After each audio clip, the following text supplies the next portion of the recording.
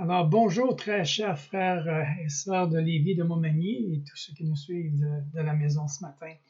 C'est toujours une grande joie de vous retrouver et je prie que le Seigneur nous accorde aujourd'hui, c'est notre dernière capsule, notre 7e capsule, de pouvoir goûter pleinement sa présence.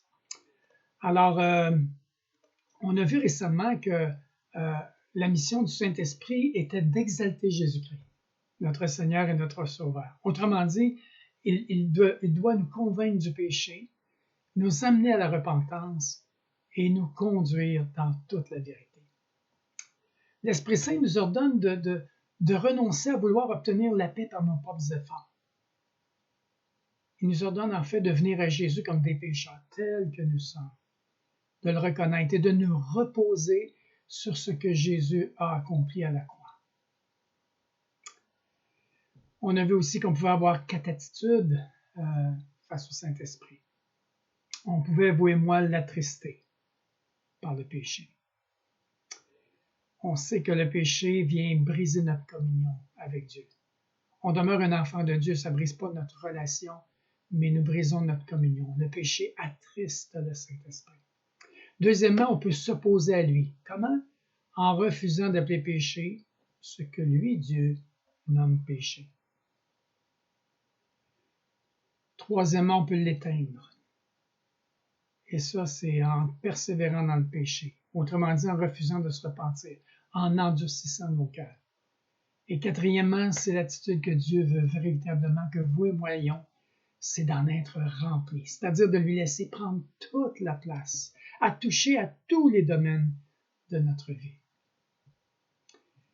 De plus, il est dit, à travers l'apôtre Paul, soyez remplis, vous savez, et cela maintenant.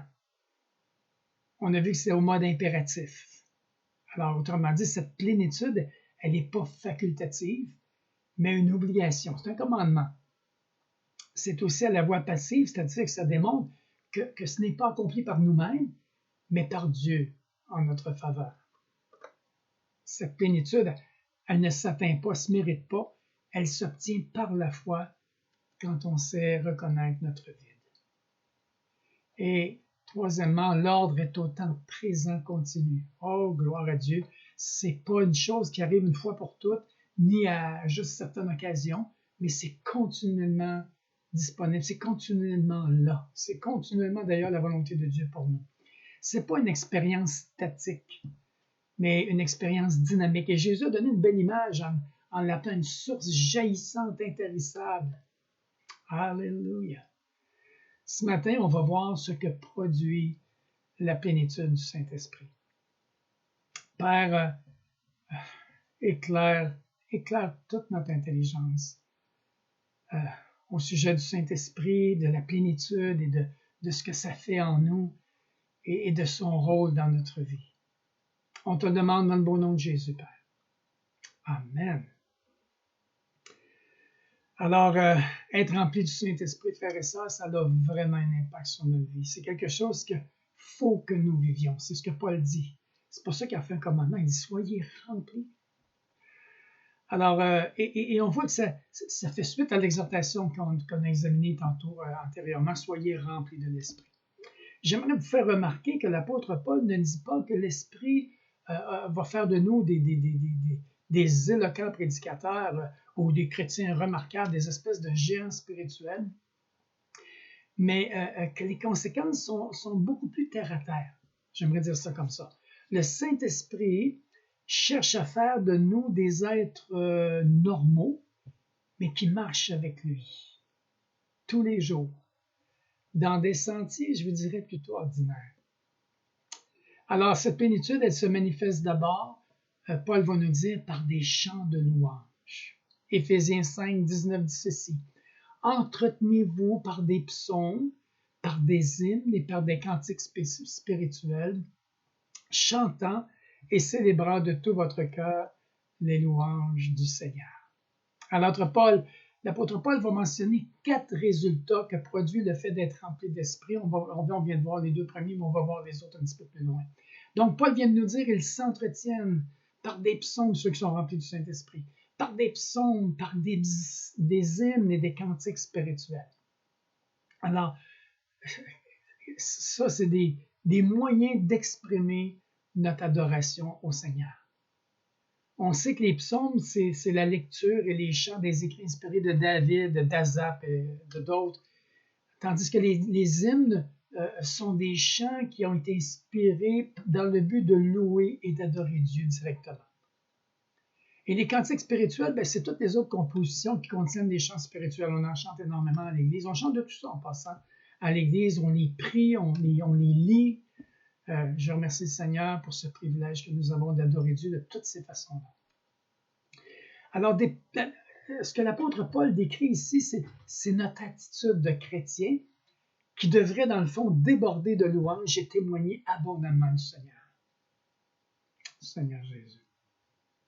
Et cela, là, je vous dirais, aussi bien pour la femme qui est toute seule dans sa cuisine que pour nous qui sommes dans notre bureau de travail ou dans notre entreprise ou à l'école peut-être pour un plus jeune. Maintenant, rappelons-nous que c'est précisément le premier effet de la venue du Saint-Esprit lors de la Pentecôte. Il est écrit dans Acte 2 au verset 11. Là, on se met dans la peau des gens qui étaient là puis qui voyaient les apôtres qui débordaient. Et qui était, même on pensait qu'il était ivre, tellement que c'était impressionnant. Il dit à l'acte 2:11, comment les entendons-nous parler dans nos langues des merveilles de Dieu? Des merveilles de Dieu. Il était émerveillé, il parlait des merveilles de Dieu. Et les gens étaient tous dans l'étonnement, ils ne savaient pas quoi penser de ça. Alléluia. Frères et sœurs, parlons-nous des merveilles de Dieu, chantons-nous les merveilles de Dieu. Alléluia.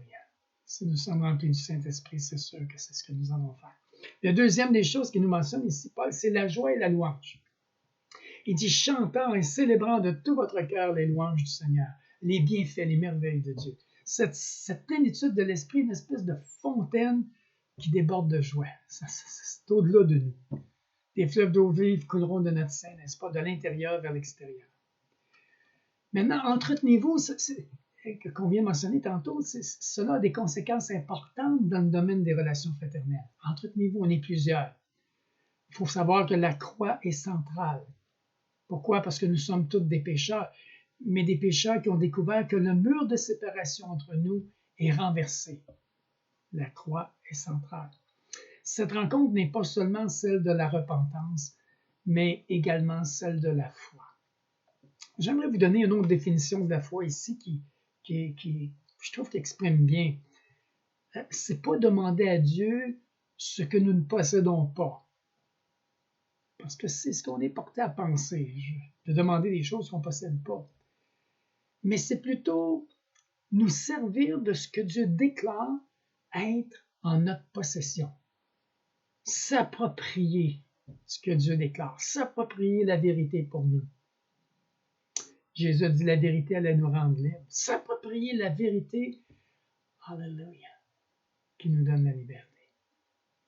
Et la vérité, c'est, en réalité, il y a un deuxième aspect de la vérité, c'est pour nous de répondre à la parole de Dieu. De croire la vérité et de la mettre en pratique, c'est ce que le Seigneur nous a dit. Alors, la parole vient à nous, jusqu'à nous, autrement dit, et la foi, elle, en jaillit. Mais attention, la foi n'est pas un effort humain en soi. J'aimerais vous ramener à l'épître de 1 Jean au chapitre 2, verset 27. Et là, je vais vous lire dans la parole vivante ici. Rappelez-vous que vous avez reçu du Seigneur la marque qui demeure en vous, le Saint-Esprit. Vous n'avez donc pas besoin que des instructeurs particuliers viennent vous instruire. Son esprit qui vous a marqué vous enseigne tout ce que vous avez besoin de savoir. Et il vous enseigne la vérité, jamais d'erreur. Obéissez donc à ses enseignements et demeurez en communion avec lui. Donc l'obéissance et la communion, le demeurer vont ensemble. Quelqu'un qui demeure en Christ, c'est quelqu'un qui obéit à Christ. C'est quelqu'un qui est un disciple, qui marche dans les voies de Christ. Alors, quelqu'un qui dit marcher qui dit obéir au Seigneur, mais qui ne marche pas dans ses voies, dans le fond, c'est un menteur en soi. C'est ce que Jacques nous dit. Rappelons-nous, chers amis, que la venue du Saint-Esprit était l'accomplissement d'une promesse du Seigneur Jésus. Et dans Jean 16, verset 14, Jésus dit, « Le Saint-Esprit manifestera ma gloire à moi, Jésus, car il puisera dans ce qui est à moi et vous l'annoncera. » Alors, il est là pour nous. En fait, comme pour les apôtres et les disciples, notre louange, notre allégresse et notre hardiesse sont le résultat de la présence du Saint-Esprit en chacun de nous, en vous et en moi. Vous savez, plusieurs fois dans les discussions que j'ai eues avec des gens, j'ai vu qu'on avait la tendance, et moi-même j'ai eu cette tendance-là, particulièrement dans mes premières années de chrétienne, d'associer souvent, ça c'est dans notre pensée bien sûr, la plénitude du Saint-Esprit avec des sentiments de grande révélation, de grande élévation, de joie palpable et la faculté de louer Dieu avec une sorte de hardiesse exceptionnelle. On est tenté de considérer ces effets comme l'objectif essentiel à atteindre. Mais, entre vous et moi, ils ne sont pas le don central du Saint-Esprit pour nous. L'Esprit Saint cherche avant tout à prendre de ce qui est à Christ et à nous le montrer. La joie et la louange en découlent, tout simplement. Amen. Le troisième point que Paul souligne, c'est la plénitude du Saint-Esprit va produire ensuite la reconnaissance pour tout. Oh, c'est important. Éphésiens 5, 20 nous dit « Rendez continuellement grâce à Dieu, le Père, pour toutes choses. » Frères et sœurs, pour toutes choses. Au nom du Seigneur Jésus-Christ. Donc, les choses qui sont rattachées au domaine spirituel, qui sont rattachées à notre relation personnelle avec Jésus, à l'œuvre de ce que Jésus veut faire dans notre vie. Il faut donc discerner Dieu en tout et reconnaître que tout ce qui nous arrive, quel que soit le canal qui a pu être emprunté par Dieu, nous atteint parce que Dieu l'aura permis, tout simplement. Mais sachons que Dieu, lui, il cherche à faire concourir toutes choses constamment à notre bien. Alors, les circonstances que nous traversons, vous et moi, qu'elles nous semblent favorables ou non, doivent donc nous fournir l'occasion, selon Paul ici, de remercier Dieu. Et ça explique un peu quand Paul dit dans l'Épître aux Éphésiens, chapitre 4, verset 6, « Ne vous inquiétez de rien, mais en toute chose, faites connaître vos besoins à Dieu. » Faites quelque chose, ne restez pas inactif. Faites connaître vos besoins à Dieu par des prières et des supplications, avec des actions de grâce. Autrement dit, avec reconnaissance, en sachant que Dieu va répondre à ce besoin-là pour notre bien. Peut-être pas ce qu'on pense, peut-être pas ce qu'on aurait voulu, mais Dieu va répondre la bonne chose pour notre bien parce qu'il sait ce qui est bon pour nous. Cette attitude reconnaissante est impossible, frères et sœurs, si nous sommes orgueilleux. Et si nous refusons d'abandonner à Dieu nos droits et notre égocentrisme qui ne pourrait engendrer, dans le fond, que de l'apitoiement sur nous-mêmes et alimenter aussi nos plaintes. Cette disposition de la gratitude est étroitement liée à la plénitude du Saint-Esprit. Car Dieu ne peut remplir que des vallées et non des montagnes. Les vallées, c'est l'humilité. Les vallées, c'est le besoin exprimé. Dire, j'ai besoin de toi, Seigneur, je dépends de toi. Tandis que les montagnes, c'est l'orgueilleux. J'ai pas besoin de Dieu, je vais m'en sortir moi-même, ou je vais dire à Dieu quoi faire. Oh Seigneur, délivre-nous de l'orgueil. Jacques 4, 6 nous dit, Dieu résiste aux orgueilleux, mais il fait grâce aux humbles. Il va remplir la vallée des hommes, soyez pas inquiets de cela. Chers amis, nous savons, vous et moi, que le refus de se plier à la volonté de Dieu produit systématiquement l'apitoiement sur soi. Les murmures et les doutes qui sont autant de formes différentes du péché. En effet, qui d'entre nous n'a jamais traversé des épreuves difficiles auxquelles nous sommes tous soumis un jour ou l'autre de toute façon, sans avoir adopté initialement une attitude d'apitoiement? Je peux vous garantir que ça a été mon cas. Ça a été mon cas. Et le mot apitoiement, vous savez, ça veut dire notre ego est au centre. On est égocentrique. Le moi est sur le trône, c'est pas le Seigneur qui est sur le trône. Par contre, Dieu, veut être sur le trône. Et c'est le travail du Saint-Esprit de défendre Christ et de nous amener à prendre conscience que c'est Christ qui doit diriger notre vie. Frères et sœurs, combien Dieu est bon et patient de nous redresser et de nous relever quand nous reconnaissons nos erreurs, en fait, qui sont nos péchés. Ensuite, il y a une quatrième chose que Paul nous amène ici. L'effet suivant est, je dirais qu'il est le plus important, compte tenu de la place qui est réservée dans les passages qui suivent, en ce qui concerne un sujet qui n'est pas toujours facile pour nous, qui est la soumission mutuelle. Dans Éphésiens 5, 21, il dit « Vous soumettant les uns aux autres dans la crainte de Christ, dans le respect révérencieux de Jésus-Christ. » Et là, on voit ça, là je vous donne, c'est le résumé, vous soumettant les uns aux autres. Mais après ça, il nous donne les versets, chapitre 5, verset 21, au chapitre 6, verset 9, il parle tout le long de la soumission. Je vais juste en souligner quelques-unes ici qui sont importantes. Il est intéressant de voir que chaque relation humaine est décrite par Paul ici sous l'angle de la soumission. Au verset 22, il nous parle de la femme qui doit se soumettre à son mari comme au Seigneur. On sait que ce n'est pas un sujet populaire dans notre société. Ça fait lever le poil ses bras des madames que de parler d'être soumise à son mari, mais c'est vraiment une ordonnance. Il parle d'avoir un respect de l'épouse, d'avoir un respect pour son mari, reconnaissant sa mission d'en prendre soin, de lui manifester la confiance et la reconnaissance. C'est ce qu'on fait. Il dit comme au Seigneur. C'est ce qu'on fait au Seigneur. Seigneur, je suis tellement heureux que tu sois dans ma vie. Je sais que tu prends soin de moi. Et je sais que tu m'appelles à manifester ma foi en toi et ma reconnaissance par mon obéissance, par ma soumission. C'est la même chose pour les épouses. Maintenant, il ne laisse pas juste les épouses dans cette situation-là. Paul s'adresse ensuite aux maris. Messieurs, il dit, cher mari, que chacun aime sa femme, oui, comme Christ a aimé l'Église et s'est livré lui-même pour elle. Remarquez bien que Paul ne demande pas au mari de se soumettre à sa femme, car dans d'autres passages, un petit peu plus loin, à d'autres endroits, il souligne son rôle de chef de la famille. Mais il fait ressortir ce qui va transcender la soumission de la femme. Chaque mari doit aimer son épouse sacrificiellement comme Christ a aimé l'Église. Alors, chers frères, combien cet ordre condamne notre égoïsme et notre orgueil masculin. S'il y a un combat pour nous les hommes, c'est bel et bien cet orgueil-là. Mais le Seigneur nous demande d'aimer nos épouses au lieu de se défendre et d'être un dominateur. Il nous demande d'être des gens qui prennent soin, des gens qui doivent apprendre à aimer. Plus loin, il va souligner que les enfants doivent se soumettre et obéir à leurs parents selon le Seigneur.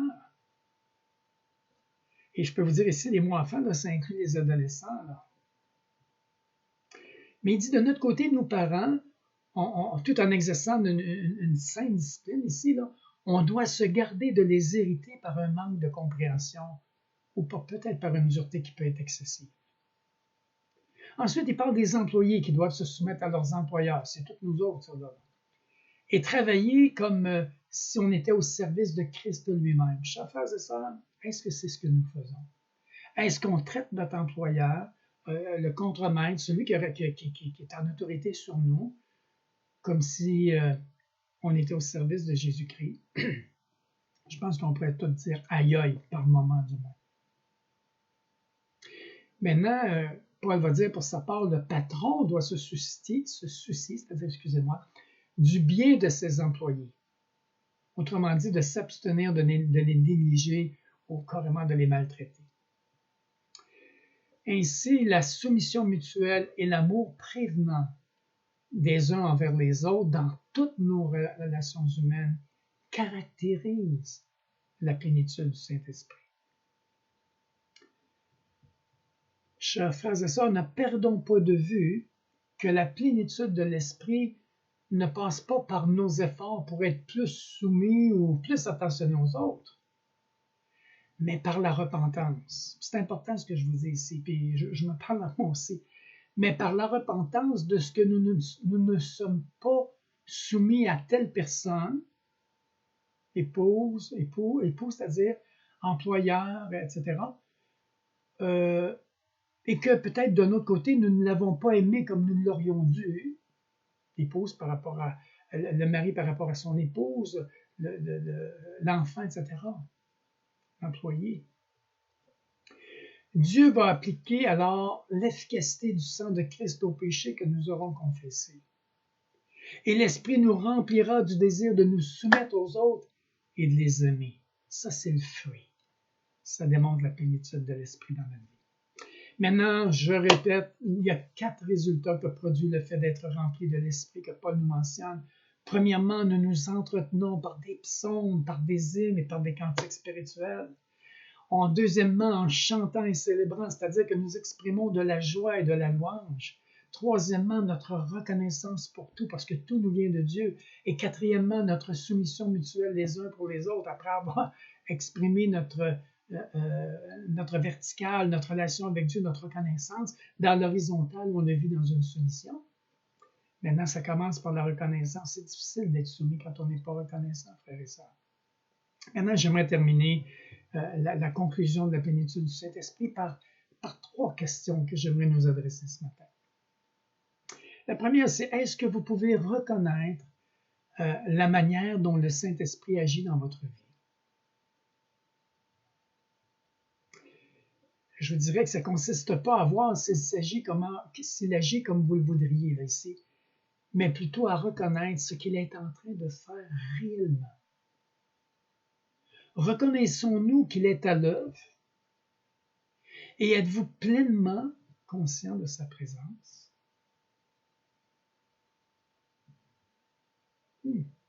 Est-ce que je me rappelle, ma deuxième question, est-ce que je me rappelle, je veux dire, de l'Évangile, de la parole, de ce que Dieu, parce que l'Évangile, la bonne nouvelle, c'est toute notre vie. Là. Donc la parole, Jésus dit que l'Esprit Saint nous rappellera ces paroles. Et quand je me rappelle les vérités concernant, à titre d'exemple, le caractère de Dieu, Dieu qui est bon, qui est miséricordieux, qui est glorieux, qui est grand, par rapport à mon ancienne identité, que j'étais un ennemi de Dieu, par rapport à l'œuvre de Jésus qui m'a libéré en donnant sa propre vie pour moi, et ma présente identité, qui je suis comme enfant de Dieu vivant. Cela, chers frères, vous pousse-t-il à agir selon ce que le Saint-Esprit est en train de faire dans votre vie?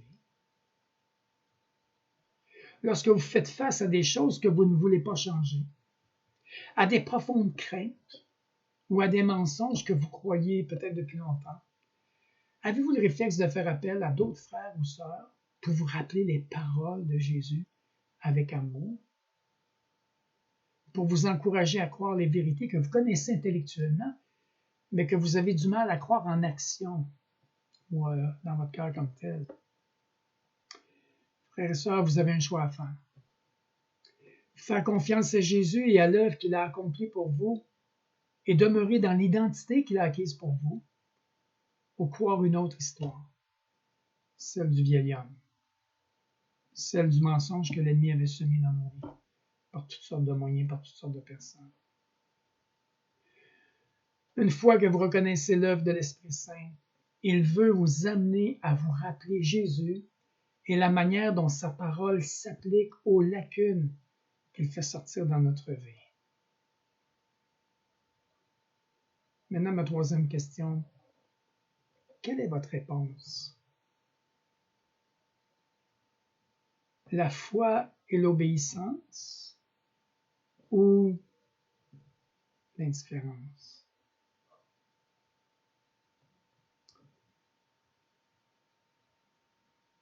La prochaine étape, vous savez, est de discerner avec sagesse la manière dont l'Esprit Saint vous appelle à répondre à son œuvre dans votre vie. Parfois, le pas d'obéissance que vous devez faire n'est pas super clair.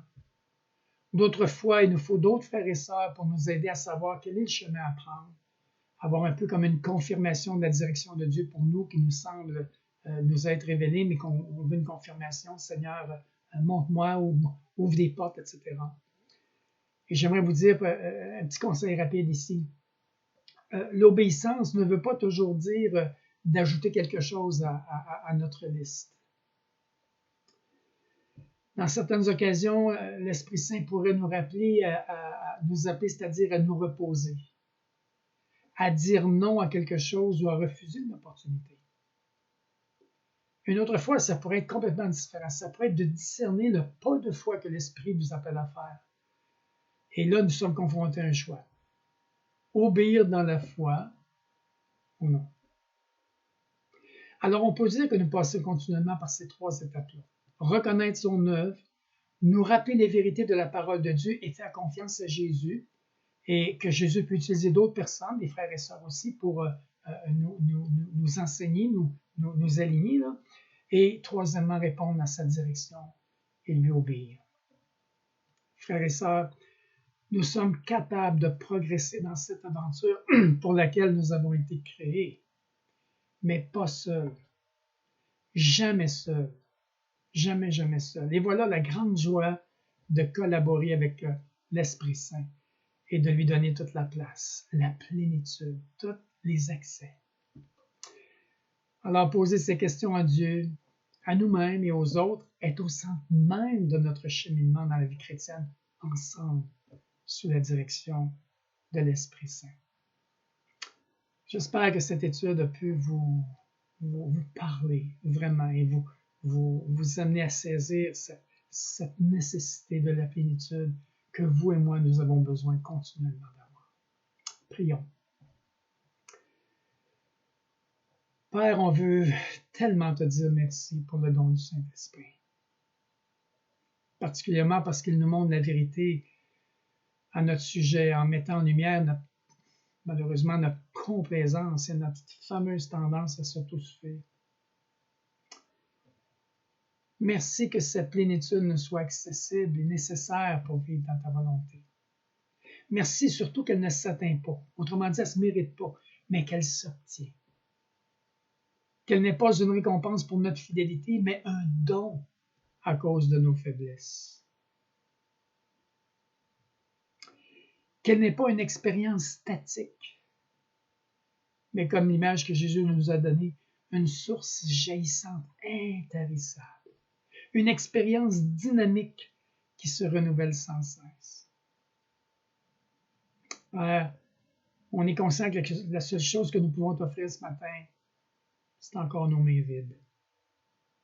Mais nous désirons ardemment la plénitude de ton Saint-Esprit, ce don de ta grâce qui nous amène à nous nourrir et nous abreuver de ta parole, à chanter et célébrer ta louange, à te dire notre reconnaissance pour tout et à vivre dans la soumission mutuelle avec nos frères et nos sœurs, nos enfants, nos époux-épouses, nos employeurs-employés, dans la soumission mutuelle qui nous apporte la paix. En cela, nous reconnaissons l'œuvre du Saint-Esprit, nous rappelant les vérités déclarées par Jésus, dans laquelle nous plaçons notre confiance et nous répondons oui, sachant qu'il restaure en nous ce que le péché a pu détruire et nous renouvelle. Oh, viens, Saint-Esprit, prends toute la place en nous pour que la gloire de Jésus soit manifestée constamment dans chacune de nos vies. Nous t'avons prié dans le beau nom de Jésus. Amen. Alors, frères et sœurs, je prie pour la direction de Dieu pour la prochaine capsule et j'ai demandé aux anciens de prier avec moi pour chercher la face de Dieu pour quel est notre besoin en tant qu'assemblée, en tant que frères et sœurs, et qu'est-ce que Dieu veut nous dire à cette saison-là, cette saison du coronavirus d'une part, mais qui revêt des aspects positifs. Vous savez, quand on dit que Dieu te contrôle, en même temps, Dieu va faire concourir cela à notre bien, à vous et à moi, mais il faut être capable de l'entendre, de l'écouter, de le saisir, et surtout d'obéir. Alors que Dieu vous accorde non seulement une belle journée, mais d'être rempli de la joie, de louange et de la présence du Saint-Esprit. Soyez pleins à plénitude, remplis. Saint-Esprit. Amen.